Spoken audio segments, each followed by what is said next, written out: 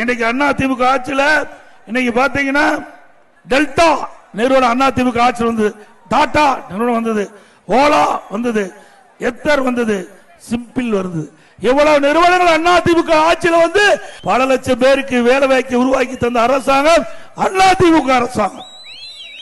இதே புரட்சி தலைவர் அம்மா அவர்கள் முதலாக தமிழ்நாட்டிலே 2015ஆம் ஆண்டு உலக முதலீட்டாளர் மாநாட்டை சென்னையில் நடத்தினார்கள்.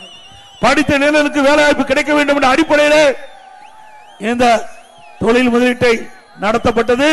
சுமார் 2,42,000 கோடி தொழில் முதலீட்டு ஈர்க்கப்பட்டு 98 புரிந்துணர்வு ஒப்பந்தங்கள் போடப்பட்டு இன்றைக்கு பெரும்பாலான புரிந்துணர்வு ஒப்பந்தங்கள் செயல்பாட்டுக்கு வந்திருக்குது.